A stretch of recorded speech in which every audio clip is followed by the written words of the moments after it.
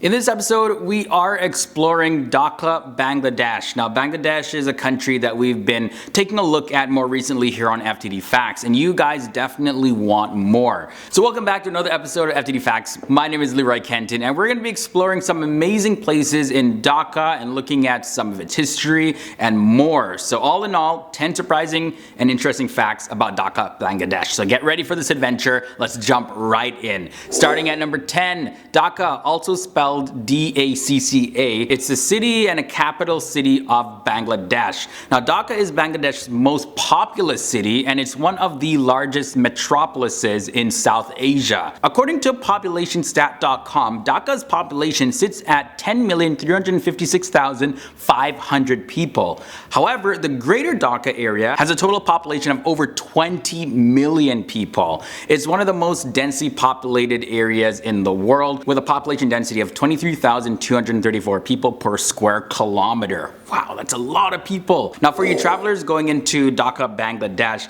you want to take a look at the Dhakeshwari temple. This served the Bangladeshi Hindus since the 12th century. It's considered an essential part of Dhaka's cultural heritage, and the temple was named as a national temple of Bangladesh.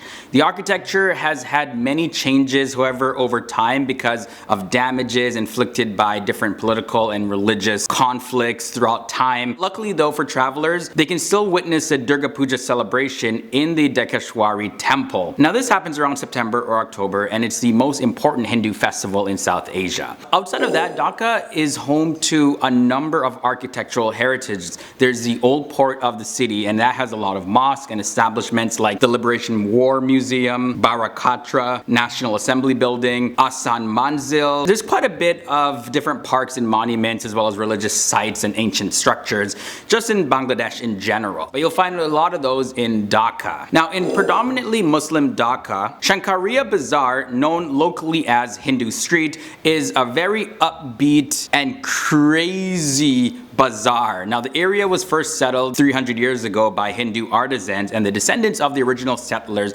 continued to craft different things from the different workshops that are located here. You'll find a lot of crafts and objects like kites, jewelry. You'll also see tombstone engravers and find artists that paint beautiful pictures. And on top of that, the place is very colorful because, you know, they got a lot of artistic minds there. The place is absolutely beautiful. Now, if you're traveling to Dhaka, Bangladesh, consider traveling on foot. Dhaka is definitely a city in the top 10 for worst traffic. Expect to wait hours and hours and hours without moving at all. Like, it's said that around 7 hours out of the day, traffic just stops without moving. So that would be really frustrating, but really it's part of the experience going to Dhaka. So it's just something that you gotta accept and just embrace it though. There's also these three-wheeled rickshaws. These are one of the most important modes of transportation in the entire Bangladesh. You'll see a lot of them in Dhaka. Millions of people use them every single day to commute. Now, there are an estimated million rickshaws in Bangladesh, and Dhaka is considered to be the rickshaw capital of the world. Dhaka is also home to a Nobel Peace Prize winner, Muhammad Yunus. By establishing the Grameen Bank back in the year 1983, he was really pursuing a vision of self-support for the poorest of poor by offering them loans that they could get pretty easily and have very simple terms to go along with those loans.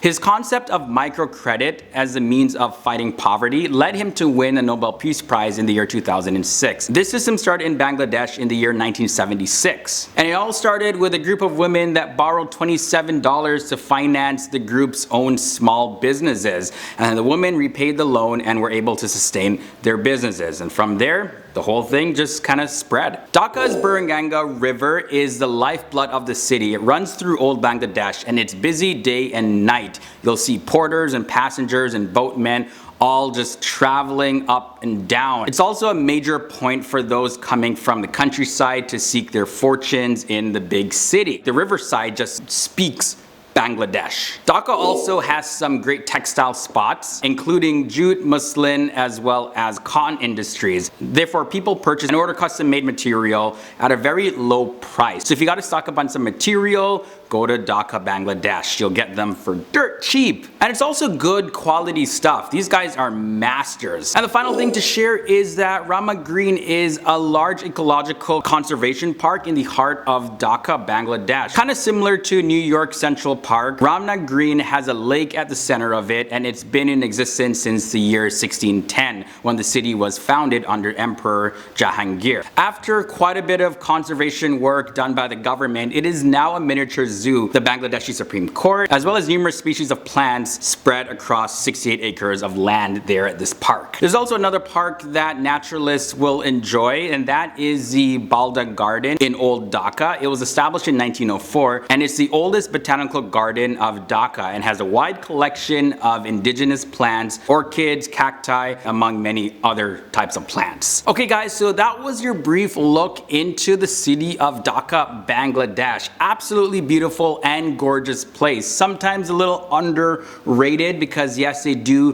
have their different problems and everything, of course, like any other big city. I hope you guys really enjoyed this episode. It was super awesome exploring Dhaka, Bangladesh with you, and sound off down below in the comment section about anything that I shared in this episode. Now for all of you who enjoyed this episode, here's another one that you can check out. You'll love that as well. Also, if you want to follow me on social media, those links are below in the video description section. And don't forget to subscribe and ring that bell so you can join the FTD Facts family and never miss our daily episodes. So I can't wait to see you next time. I wonder what we're going to be talking about next.